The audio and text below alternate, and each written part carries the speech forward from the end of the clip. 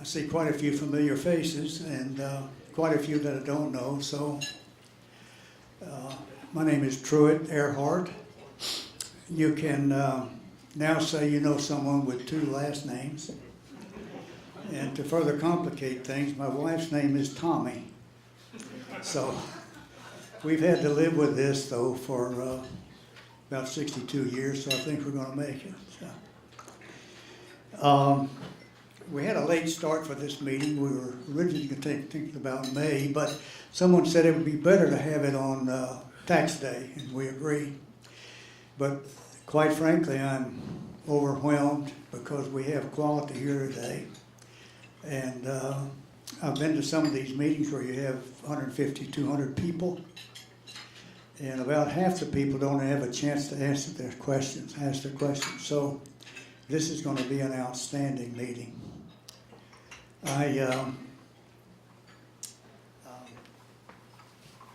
When I look around today, I think you'll all agree, we see the whole world is upside down. We see riots, demonstrations, civil wars, bankruptcy. So what's going on?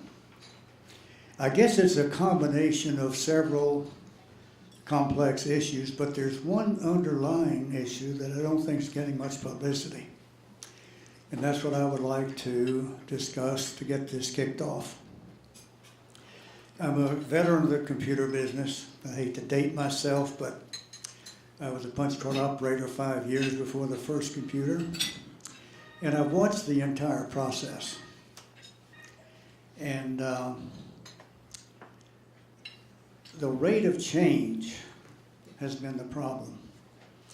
If you go back to our first major transition from the farm to the factory, that took 200 to 300 years. Then in the industrial age, it started about 50 years, and then 20. And you know what the cycle is today? It's 5. Every 5 years now, things are changing so dramatically, the way we work.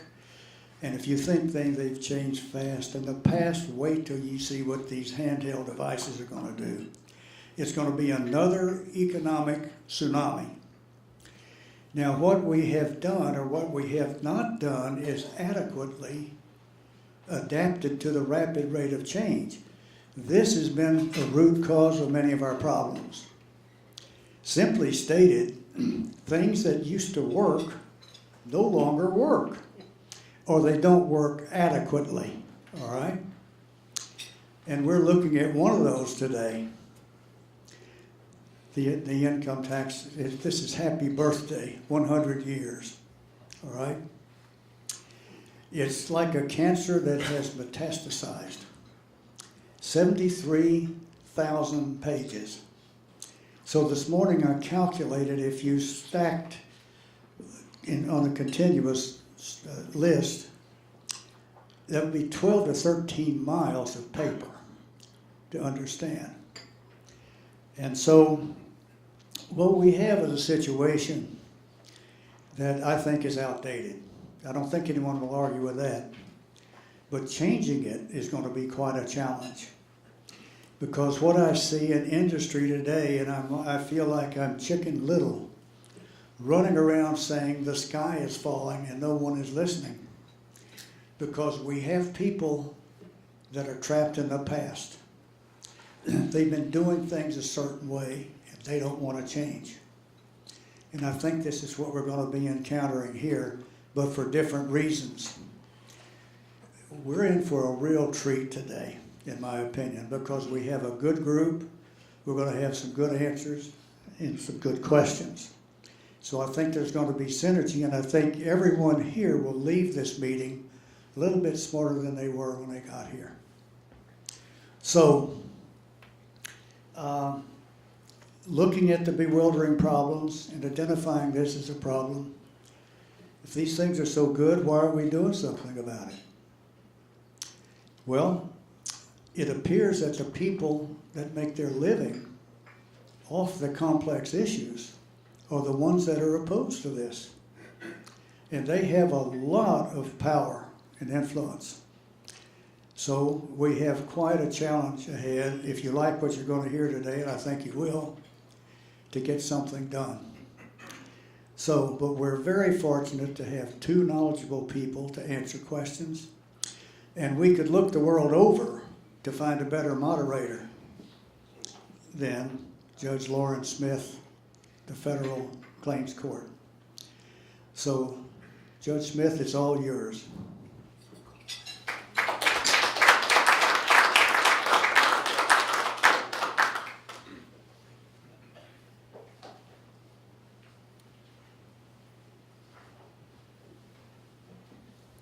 Thank you, Truth. I think that search would have to be a very preliminary search, like real quickie search. Anyway, I might qualify. This is an event that I think is we're proud to have at the University Club, as well as Port Cigars and Politics sponsoring it, and the Personal Financial Planning Club of the club are jointly sponsoring this. It's said that there are only two certain things in the world: death and taxes. And people don't like either.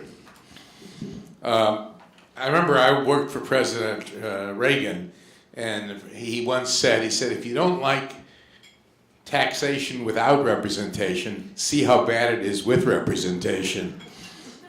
Well, the two gentlemen who are going to talk this today are both representatives who seem to understand this notion and really want to do something to reform the tax system, and they both have introduced proposals, different proposals.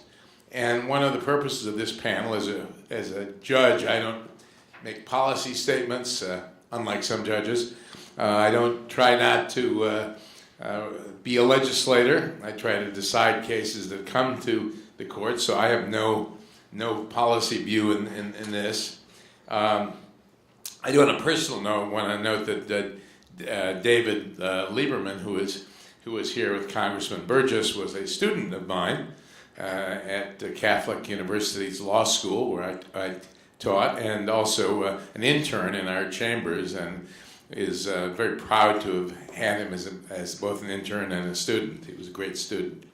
And Cindy Tapscott-Canavero and I, who organized this, worked together way longer than we both have lived. I can't figure that out. We both being about 25 or 30, at least in our minds, we worked on the Reagan campaign together for, I think, the good of America.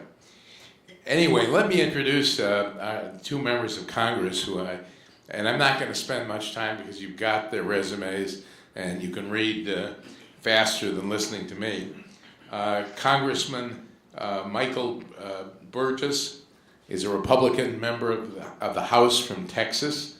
He is a medical doctor and serves on the Energy Committee and also several other committees. Congressman Rob Woodhull is a member of Congress from Georgia, serves on the House Rules Committee, among other committees. Both have introduced legislation. Congressman Burgess has introduced the Flat Tax Act, and Congressman Woodhull has introduced the FairTax Act. So we're going to ask them each to speak for about 15 minutes, after which give them the opportunity to make comments to each other about issues or questions or talk for a bit, and then we'll give you, the audience, a chance to ask questions.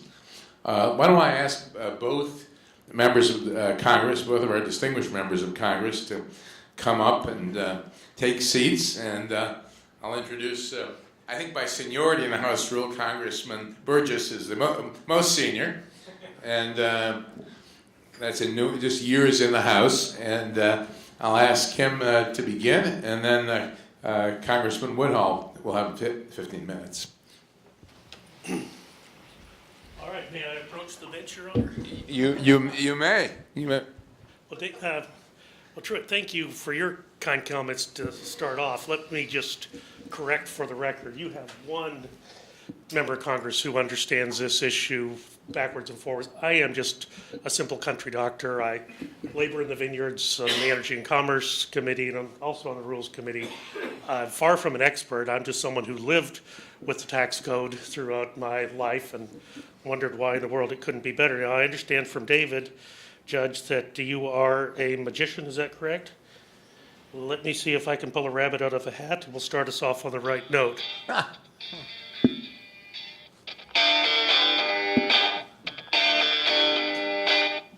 Oh, wait, we've got to fast forward here. Beg your pardon. Bad luck's never ended. And now I know that money comes in, but the fact is, there's not enough to pay my taxes, and I can't cry anymore. Yeah, how many days did I feel like that? So regardless of where you come down, flat tax, fair tax, I mean, I think the broad agreement is, it's like Rodney Dangerfield. You know, his wife he came home and found his wife packing, and he said, "What? Is there another man?" And she said, "There just has to be." So, I'll take what I can get that changes our current system to something that actually makes sense. It was probably summer of 1995, and I'm just a regular guy, a doctor. I think I was going to a medical meeting, Dallas-Fort Worth Airport. Darn, I forgot anything to read on the plane, and here's a copy of a book that looked short and maybe like something I could understand. It was called The Flat Tax, written by a man who turns out to be my predecessor, Dick Armey. And I read this book on the plane, and it made so much sense. To get the lobbyists, to get the special interests, don't penalize me for paying what you need me to pay for the country to work. Why does it have to be painful? You know, sort of like in the Bible, in the book of Luke, where, you know, Caesar Augustus sent out a decree that all the world should be taxed, but he made everybody come back to where they were born. I get it that he needed the money, but why did he have to punish everyone to do it? So my mantra since coming to Congress was, okay, let's get the money that we need to fund the government. We can argue about how much that should be, but honestly, it really shouldn't be so darn difficult on people to get us there.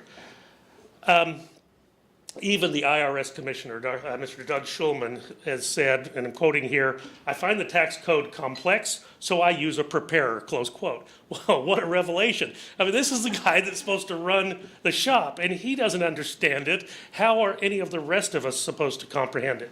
And, you know, I like what Dr. Ben Carson, I'm a physician, I will admit, when Dr. Carson spoke at the prayer breakfast, I mean, this is a big deal. He's a physician, a doctor, pediatric neurosurgeon, speaking at the National Prayer Breakfast, and he said, when I think of a fair system of taxation, I look to the Bible, and it's a tithe, it's 10%. He said, we could argue whether 10% is the right number or not, but can't we all agree that there's something fair about proportionality? You make $10 billion, you put in $1 billion. You make $10, you put in $1. Some people will say, well, that's not fair because it doesn't hurt the guy who made $10 billion as much as it hurts the guy who made $10. Now, where does it say you have to hurt the guy? I mean, he just put $1 billion into the pot. We don't need to hurt him, according to Dr. Carson. This complexity has grown so fast. 100 years, you know, boy, it just seems like yesterday, doesn't it, that the 16th Amendment was passed?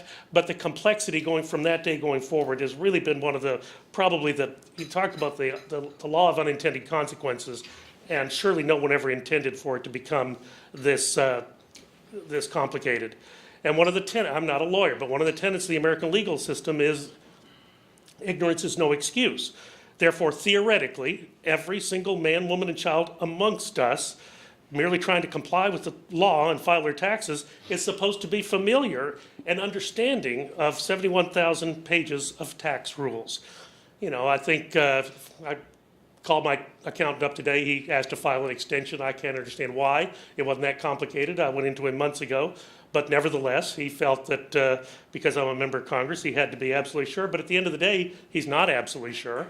And if you went to another accountant with the same set of data, he'd probably come up with another figure, and another accountant would have another figure. It really shouldn't be the situation where we make lawbreakers out of American citizens who are trying to comply with their request to fund their government by having a tax code that is so darn complicated. Now, just some interesting tax facts. 9% of American adults believe the United States has the best tax system in the world. That's according to Rasmussen reports. Each year, Americans spend over 6 billion hours preparing their tax forms. More than 80% of American households are using a tax preparer or tax software to help them prepare their tax returns. U.S. taxpayers pay over $430 billion annually, 30% of what's actually ultimately collected, $430 billion a year just to prepare, and the tax code obviously has grown way too long. There was this figure in the paper today about the lowest level ever of Americans who think that our tax system is fair. What was startling to me is that number is still over 50%, and I just wonder who those people are. A study was done in 1998 when the forms were less complicated than they are now. Surveyed 46 tax experts. Each expert came up with 46 different answers when determining tax liability. That means at least 45 of those individuals were breaking the law. The Tax Foundation estimated in 2007 that the average person spends 79 days working to pay their federal taxes, 41 days on their state and local taxes. Unless you're fortunate enough to live in the great state of Texas, where we don't have a state income tax, come on down, move your business. It is good for Texas, and we love to have you. The tax, here's one of the things that really, I think, got my attention more than anything else. In the year 1993, Bill Clinton's first year as president, by some coincidence, we both earned almost exactly the same amount of money. I think I was a few dollars ahead of him, but I thought I had a better year. So Clinton and I paid different tax rates, even though we earned the same amount of money. He paid an effective rate of 19%. I paid 32%. And why?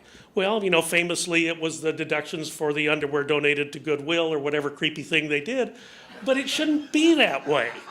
I mean, the government needs a certain amount of money to run. Bill Clinton and I should have been treated, you know, equal protection under the law. We both should have been treated the same. Tell us what our bill is for people who earn at this level. I will be happy to write you the check and send it in, and I'm sure the president will do the same thing. Now, it is a little interesting, isn't it, that after Governor Romney received so much bad press for paying at a 15% rate, turns out the president is only paying 18%. I was on the airport, on my way to the airport this morning back in Texas, and I'll confess, I listened to MSNBC so I can get the talking points from the other side for the day. And Joe Scarborough is just going off on the president. You know, seems like he would have called your accountant and said, can't you jack that up just a couple of percentage points so I don't look so bad? But why, again, why should the 18% to me sounds reasonable? That is where I would like to see it put for everyone. Now, as far as solving the problem is concerned, I mean, I appreciate that there are good people that are working on the problem on both sides. One of the difficulties that we inherently have is that this becomes an intramural discussion amongst conservatives. The Democrats are quite comfortable to sit on the sidelines and let us poke at each other and criticize each other for these differing tax philosophies, and then the sad fact of the matter is nothing ever gets done. I have long felt that it is likely going to take the referendum of a presidential election, someone coming out very early and very forcefully saying, I am for this, flat tax, fair tax, fundamental tax reform, in order for it to get done. I guess the good news is in the last presidential election, everyone kind of gave lip service to fundamental tax reform. And of course, in the Republican passed budget, which I think you voted for, yeah, I know I did, we voted for a two-rate income tax system. I think there is some momentum there to get that done. I always thought that the alternative minimum tax would be the way to get fundamental tax reform done, because it kept growing in what a difficult system it was. But apparently we're not going to have that as wind in the sails any longer. I do propose a tax that is faster to do, flatter and fairer. The whole idea of you lower the rate and broaden the base, and it becomes inherently fairer. The difference between the flat tax bill that I've introduced from what Congressman Army had 14 years ago is that the flat tax, the same rate, mine starts at 19% and then comes down to 17% after 3 years.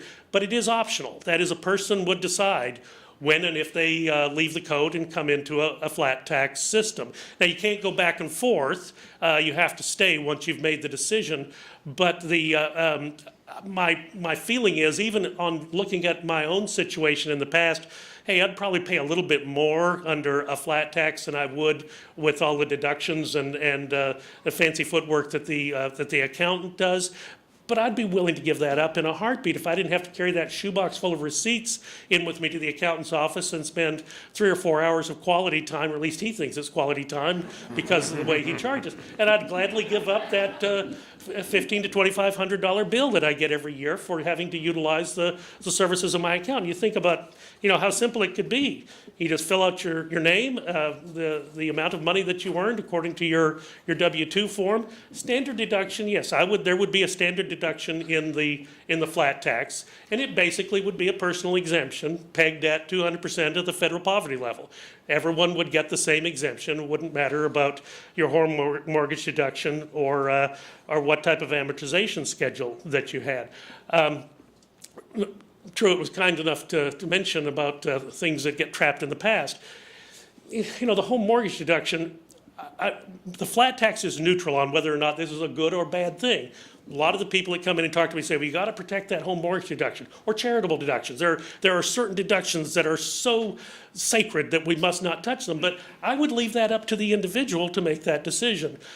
Scott Burns, who's an economic writer for the Dallas Morning News, writes a column every Sunday in our paper, and probably 2004, 2005, before the housing crisis, he went into some lengthy discussion with calculations about what the home mortgage deduction really means. Turns out, for someone in San Antonio, Texas, it's less than $1,000 a year on average. For someone in Santa Barbara, California, who bought a starter castle, it's a big deal. So why should Washington decide when that is then that is no longer operational?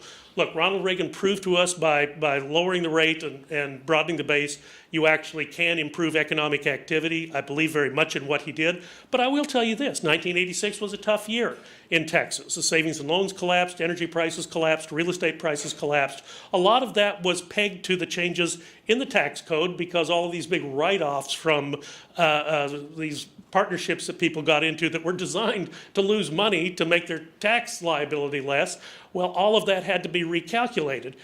I would just argue that leave people the ability to make those decisions for themselves. We shouldn't make them in Washington. So the family in San Antonio, Texas looks at it on balance.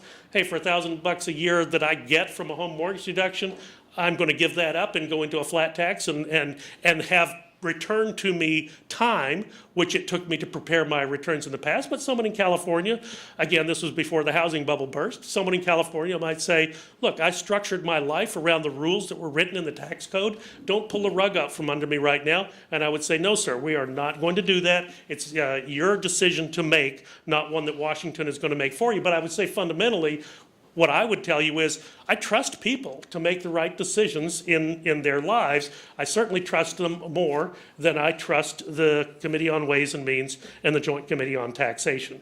So if someone has constructed their finances to live under the code, great. They can continue to live under the code. But my expectation is over time there would be erosion of the number of people who stay in the code such that within a decade the code would be but a distant memory and everyone would be filing their taxes on a postcard and have a lot more time to spend with their families, which after all is the one thing we could return to the people who send us to office. Thank you very much. I'll be happy to stay for questions.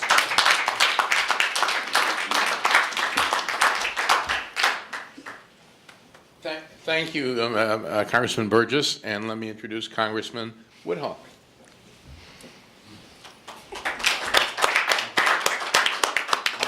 I was writing furiously while Mike was speaking, not because I was learning so much about taxes, Mike, but because there were so many good one-liners in there. I want to use those again and again and again and again. So those are going to show up in the 7th District of Georgia. Truett, I come from Truett Cathy country down in Atlanta. Truett Cathy, founder of Chick-fil-A, is down in our part of the world. We've got a lot of great entrepreneurs in our part of the world. Home Depot, one of those companies that came out. And I want to talk about why tax reform matters, because when we go up and we get the fancy New York marketing firms to come down and talk to the Republican conference, they say, you guys put up all these charts and all these graphs, and you're right about absolutely everything you say. And someone else puts up a picture of a child who's not getting an education and doesn't have enough food to eat, and they will always win and you will always lose. And the truth is, I want to help the child that's not getting enough to eat and is not getting a good education too, so I'm voting on that side of the aisle. The question is, why does tax reform matter? Our friends down at Home Depot, Bernie Marcus, great philanthropist in our community, said if he tried to start Home Depot today, same four guys, same great idea, they could not succeed in America today. Now, that's not all tax code, that's labor code, that's environmental regulations, that's a whole host of things that we've constructed here in America. But why it matters is that moving from here to here is getting harder and harder and harder in America. And candidly, that's what I care about in America. I don't care about the 1% in terms of who's there. I care about the 1% in that I think everybody ought to have a chance to get there too. Folks are going to lose, folks are going to win. The tax code gives us an opportunity in Congress to pick those winners and losers instead of letting folks back home pick those winners and losers. I tell folks, we spend so much time talking about the tax code. The truth is the American consumer makes more decisions about how to run this economy every day. With every time you debit your bank account, spend $1 out of your wallet, you're making those choices. For whatever reason, we feel like we can make those choices better.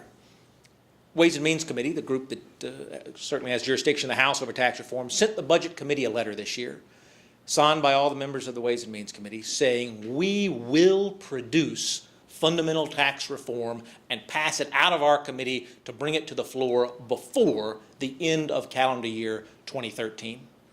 So this is not the maybe one day discussion that Mike and I have been having for years and years. The time is now. We've seen it in 4 of the President's State of the Union addresses that the corporate tax code needs attention. We haven't seen a proposal, but we've certainly seen mention of it. Now, that's probably, candidly, the easier half of this nut to crack.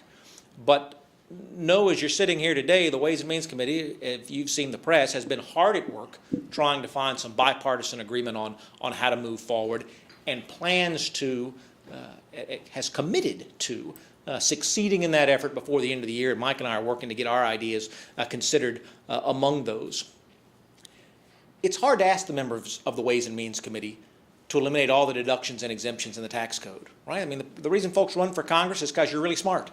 And if only folks would live their life the way you want them to, they'd be so much happier than they are today. Right? That's why folks run for Congress. I ran to see how many laws I could repeal as opposed to how many laws I could pass. It's been a harder job, Mike, than I thought it was going to be, that whole repealing of the laws business, because everyone has somebody's name on it, right? It's the Dodd-Frank Act. It's not the Anonymous Banking Regulation Act. It's the Dodd-Frank Act. It's not. It's Graham Leach Bliley that's out there. It's not just some anonymous bill for securities reform. So asking folks to give up their power in Washington is a big ask. I'll tell you, the FairTax, which is a consumption tax, is not at all a bill about tax reform. It's a bill about reforming the way we do business in America, returning freedom back to American families. If I decide that blue blazers are out of vogue, sir, that we really shouldn't do this any longer, all I need to do is put a 50% tax on blue blazers and subsidize tweed, and come back next year, we'll have a completely different look in this room, right? We can manipulate everybody's behavior through the tax code, and we do. Is anybody going to confess to having gotten the free golf cart at the end of 2010 as part of the electric vehicle tax credit? Turns out, with all due respect to the lawyers in the room, you guys are pretty smart. You figured out it didn't have to be the Tesla for $75,000. It could be a golf cart for $7,500. Free golf carts for everybody in America at the end of 2010. Turned out, however, that American golf cart manufacturers could not meet the demand. China had to step in and produce most of those golf carts. IRS released new regs in December of that year saying demand was so great, we're not going to ask you to actually have delivery of your golf cart by December 31st. If you'll just get your Chinese manufacturer to send you a VIN number, we'll let that count for purposes of your free golf cart. That's one story, and there are 1,000 stories just like it in the tax code. Because when I have the power to manipulate your life, I want to use it. Mandatory spending, discretionary spending, we have that discussion in Congress. Mandatory spending is interest on the national debt, Social Security, Medicare, Medicaid. Discretionary spending is everything else. Do you realize that we spend more money through tax expenditures in the tax code than we spend on everything else combined? $1.3 trillion a year is what folks would have been paying at their marginal rates, less their standard deduction, before we get into the tax expenditures. And some of those tax expenditures are silly things like free golf carts, and some of those tax expenditures are things that are important to folks, as Mike said, like the home mortgage interest deduction. I'm willing to take every single one of those out of the tax code. The FairTax is the only bill on Capitol Hill that abolishes every single deduction and exemption in the entire United States tax code in favor of one personal consumption tax when you show up at the cash register to buy your goods. It's a 23% sales tax. It's a big number. It's a big number, 23% personal consumption tax there when you show up at the register, replacing all of your payroll taxes and all of your income taxes. I like to tease my flat tax friends. It's absolutely true that under a flat tax, everyone could file their tax return on a postcard. Under a fair tax, you can save yourself the 45-cent stamp because there's no tax, there's no form whatsoever. As individuals, as consumers, we would never deal with the tax man again. Only retailers would deal with the tax man. I'll tell you something I learned when I got into this. I'm looking at David Burton out here. David's the one who actually put pen to paper to start crafting the fair tax from all of the ideas that the focus groups came back. This wasn't a Washington, D.C. proposal. This was a grassroots proposal. What do you want? What could be? If you could start with a blank sheet of paper, what would you create? And David did a lot of the real complicated legislative drafting to make that happen. What I found when I got into the fair tax is that 48.5% of all the goods sold in this country are sold by 688 companies. Consumption tax. Almost 50% of everything sold in America is sold by less than 700 companies. When you start talking about personal consumption taxes, folks start to worry about evasion. Right, if I have the man who's coming to look down at all your finances, maybe I can catch it. But if it's a personal consumption tax, maybe folks are going to evade. Less than 4% of American companies sell 85% of everything that's produced in America. Less than 2% of all service providers sell 80% of every service that's consumed in America. So if we could just get the top 2% of folks in the, top 4% of folks on the sales side and the top 2% of the folks on the services side, if we could just get them to collect the sales tax properly, and of course they have no incentive to cheat. Walmart, Home Depot, these folks have no incentive to cheat. We would still have a higher compliance rate than the income tax has today. We could let everybody else cheat and go home. We'd still collect more revenue. But turns out when folks are involved in a voluntary tax, folks are willing to participate. We have a big problem in this country in terms of that participation. Fair tax makes everyone a taxpayer every single time they show up at the cash register. I think that's important. Having skin in the game is important. Cindy and I were talking about the Bush administration years. I was confessing my guilt because I didn't speak out on tax cuts going on at a time of war. Truth is, the only time in American history taxes went down when America went to war, which means if you live in the South like I do and you have a son or daughter in uniform, you've got skin in the game in that war. But if you don't have a family member in uniform, you don't, because it's not costing you a penny. We've got a lot of entrepreneurs in America. And today, the top 1% of income earners pays more than the bottom 90% combined. Which means when you're in the bottom 90%, it's just good business to grow your government. Because I can buy $1 worth of government services for 10 cents in taxes. That doesn't make me silly, that makes me smart. We've got to have skin in the game in the size of government and what government does. And we have so skewed what fairness means that we're ending up with people making different electoral decisions. Same American values, same belief in free enterprise, same understanding of what it means to move from the bottom level to the middle level to the high socioeconomic level. But because I can buy $1 of government for a penny, I make different decisions than I would otherwise as an American voter. Fair tax puts every single voter involved in tax paying every single time they show up at the cash register. What does that mean? You know, we look at these charts coming out of the Ways and Means Committee at the marginal tax rate of low-income Americans. It's brutal. It's up over 50% in some cases, because the more money you earn, the more benefits you lose, and the more taxes you pay.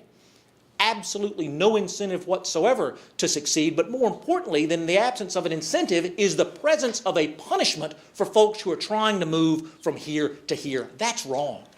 It is absolutely, positively wrong.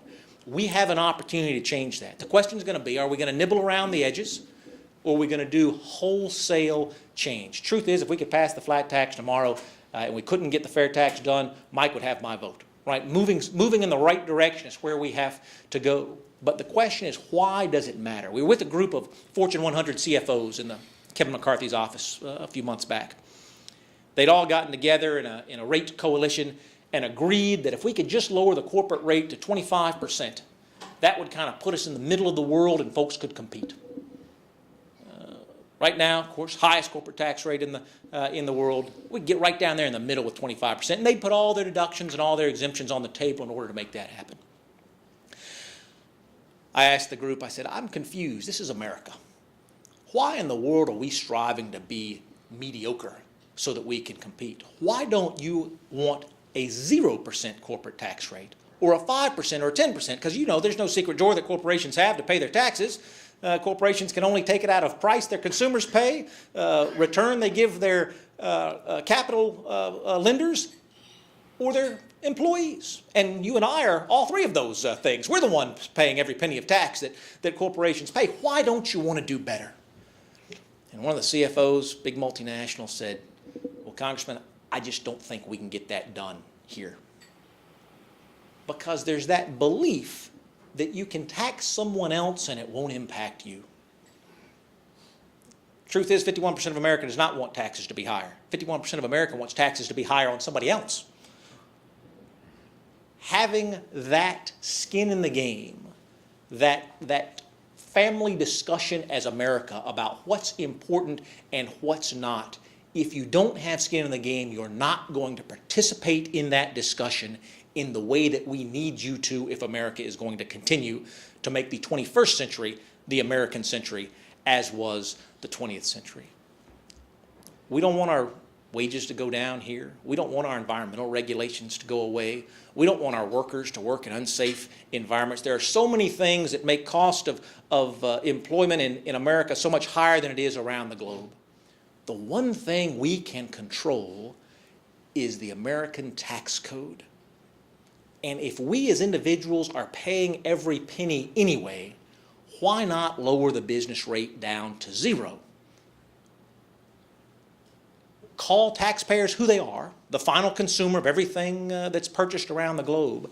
Put open for business up as the sign on American shores for folks to come here with their capital to create jobs, and most importantly, finally level the playing field with international competitors, because all of our taxes are baked into every good we try to export overseas. And as the only OECD country on the planet that doesn't have a consumption tax, that also makes us the only one that can't rebate that tax when those exports leave and go overseas. Our Fords have to compete with Renault with all of our taxes baked in, and the French VAT on top of that. That Renault comes here with no taxes embedded in it, and all of our income taxes, payroll taxes, etc., get added on top of that as that good moves to purchase. This is about families, and this is about jobs. And of all the things that we can do to change the economic future of this country, again, don't want to lower wages, don't want to threaten the environment, don't want to end workplace protections. Want people to understand what that cost of government is. FairTax does that in the same way that America did that in 1776, did it in 1787, did it right up through the Civil War. We can bring a consumption tax back. So if you want to go out and buy that starter castle that Mike Burgess mentioned earlier, you can buy that starter castle if you want it, but you're going to have to pay for it. And if you drive the used Ford Fiesta, you can make $1 million a year if you want to. You're only paying taxes on that Fiesta. Why? Because if you've put that money in the bank, it's only doing two things. They're lending it to me, or you're buying from my company when you spend it. We need that capital in the marketplace to have monies overseas, $1 trillion by most estimations, just on corporate profits overseas that could be brought home tomorrow in a corporate repatriation holiday. Add to that all of the individual money that's overseas for tax purposes. eliminate the income tax, eliminate the corporate income tax, eliminate the payroll tax, one tax that every single American consumer pays every single time they go to the checkout counter. It's called the FairTax. It's H.R. 25. It has more co-sponsors than any other fundamental tax reform bill in Congress, more on the House side, more on the Senate side, not because it was a bill that was created in Washington, and certainly not because of my personal charisma, but because families across the country, whether they read a book, whether they saw an article, whether they just said, you know what, there has to be a better way, I'm going to go out on the internet and look. They are motivating members of Congress to get on this bill. This is not a Washington bill. This is a grassroots bill, and it has grown every month in this Congress. Again, most co-sponsored proposal in all of Washington, D.C. Hope you all help me get it done. Thank you very much.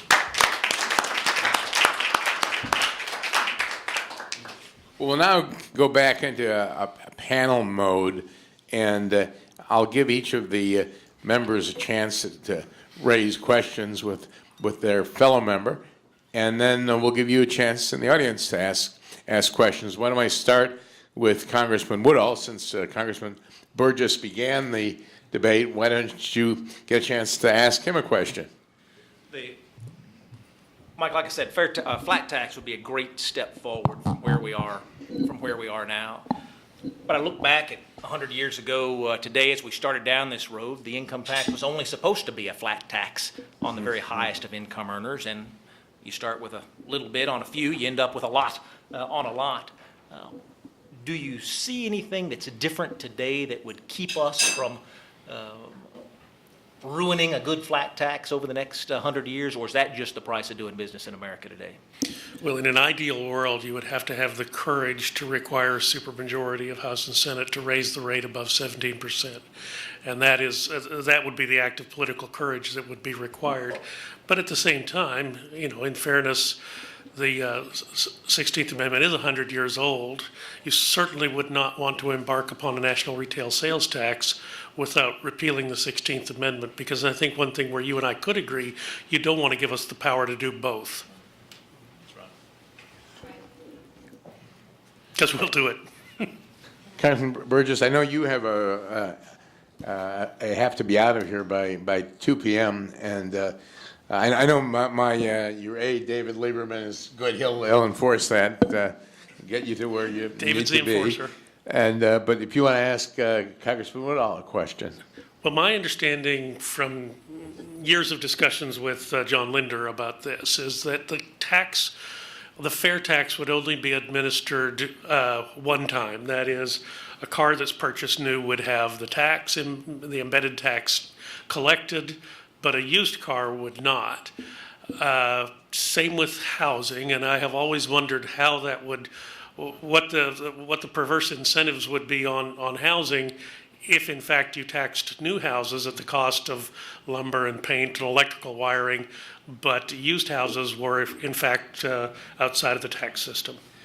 Milton Friedman said that a VAT tax would be the absolute most efficient way to raise revenue for America and the absolutely most certain way to grow the size of government, because it's hidden and nobody sees it along the way. When we designed the fair tax, we're trying to make sure that you never saw cascading taxes, that everything was taxed once, but it was taxed only once.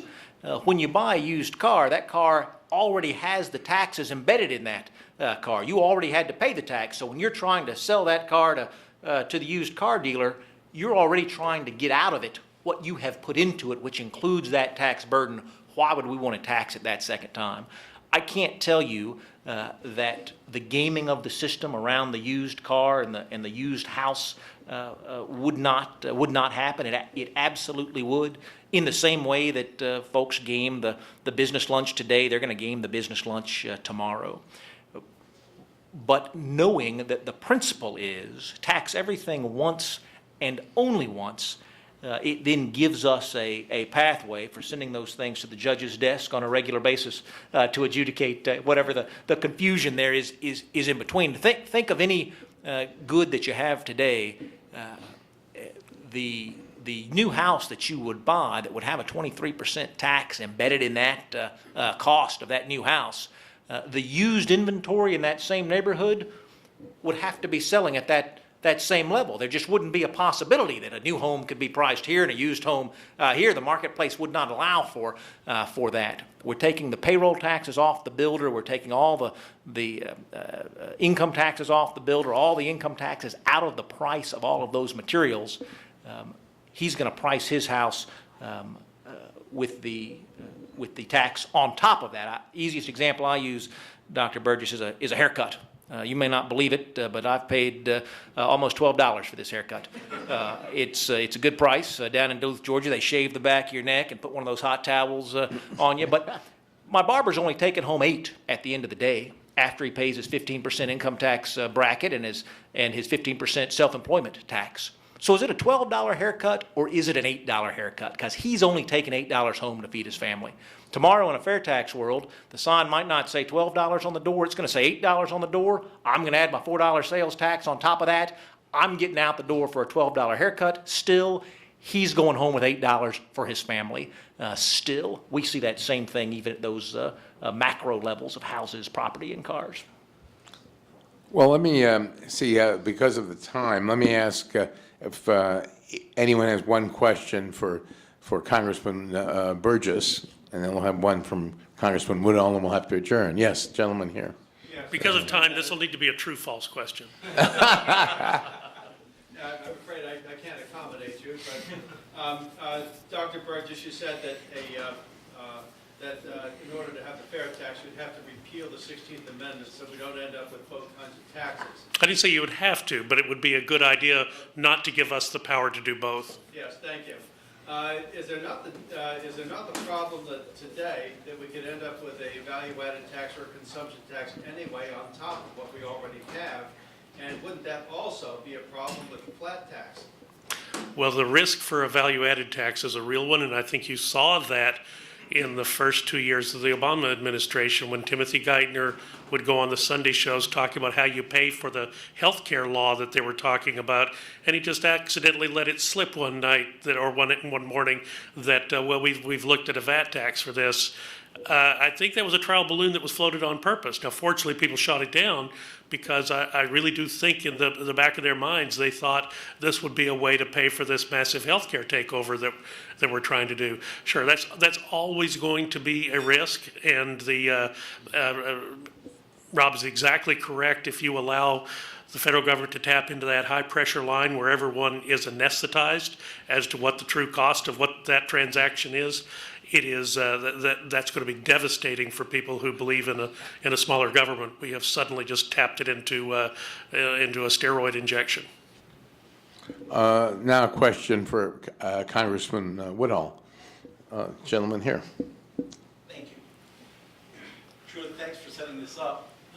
Truett, I had the pleasure of having lunch with when he's in town at the members' table in the grill, and we've batted this around many times.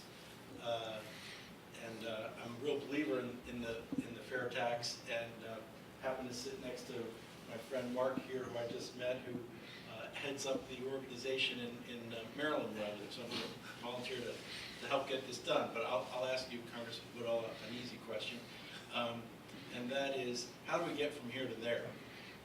It's a difficult enough proposition to get a normal bill through Congress. I happen to have worked on the Hill and work in government affairs, but to undertake this kind of a massive rethinking requires, a campaign in every county and every state, and messaging and public relations, and it does have to be grassroots, no question about it. But where is the grassroots on this, and how do more people get involved, and how can this process move forward? If you're And that's the easy question. That is an easy question. Hard to implement, but easy to answer. If you are a federal or statewide representative in the state of Georgia, you cannot run for office without taking a position on the fair tax. You can't do it. And if you're running as a Republican in those areas, you can't run without taking an affirmative yes and an enthusiastic yes position on the fair tax. So extensive is the grassroots support. We see that in Texas, we see that in Florida, not so much in the Northeast, not so much in the Northwest. People are so invested in today's code. I think the chairman's going to give me a vote on the fair tax this year as a part of this conversation. He's been very open about having all the voices at the table. We have 3 co-sponsors on the Ways and Means Committee. That's not enough to get that bill through committee.